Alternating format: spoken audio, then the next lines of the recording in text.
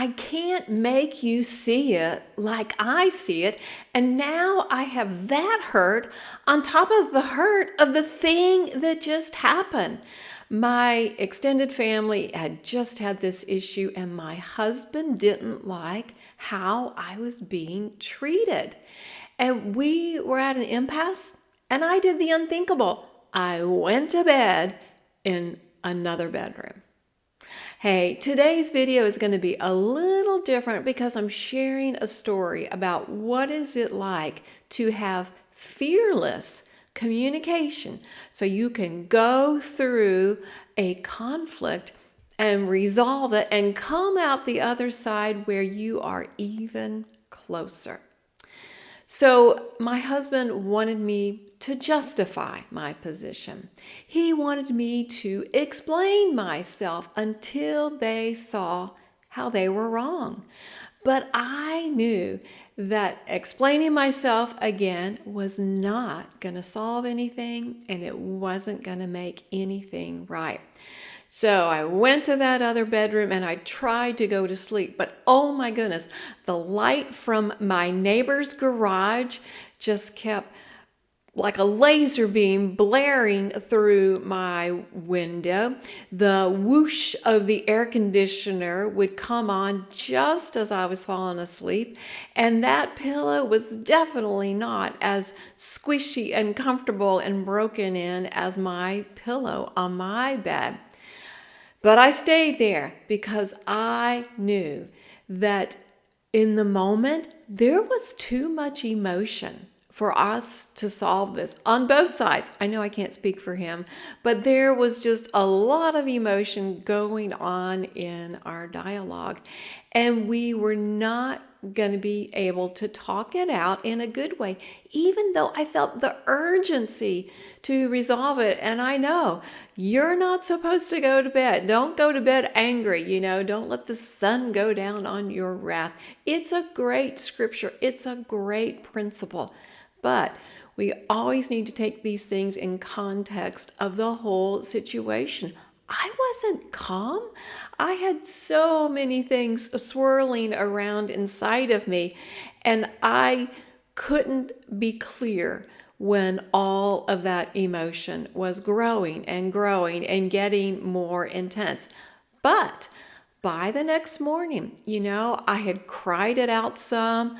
I'd been able to release some of that pain. I had prayed and gotten some very personal encouragement from the Lord, knowing that the Lord is the ultimate defender of my value and my dignity, even though I appreciate what my husband does.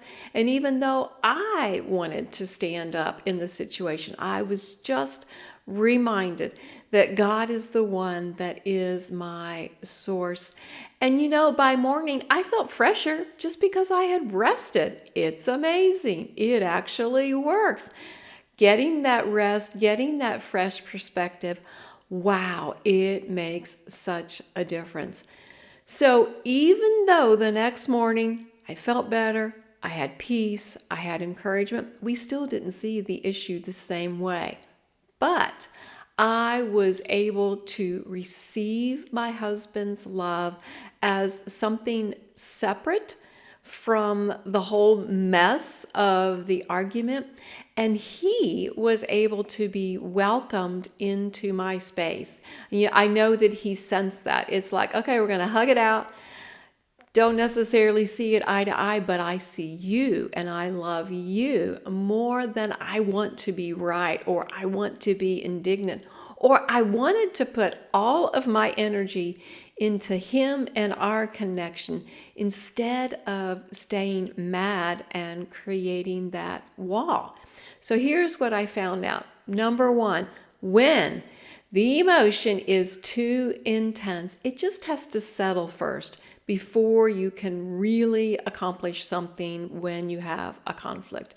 Number two, you do have to see the other person, your spouse's point of view. You have to see it as an additional piece of the puzzle. It might not be everything. It might not be the deal breaker, but you absolutely have to honor their perspective. And then number 3, you agree to unite to solve the problem, not who's right, who's wrong. We have to prove that. We have to keep talking about that. No, no, no.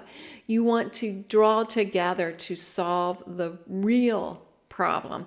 And in that process, you're sometimes able to redefine the problem, and the thing that occurred first, or the thing that got your attention first, might not be the deepest problem or the most important problem to solve at that time. Listen, I hope that you're getting some tips here on resolving conflict and staying close or getting even closer. And if you would like some more, I just invite you to join my Facebook group. It's called Intimacy Made Simple for Christian Marriage. And just wanted to thank you for joining me here. And remember that God's design for a thriving marriage is intimate connection in spirit, soul, and body.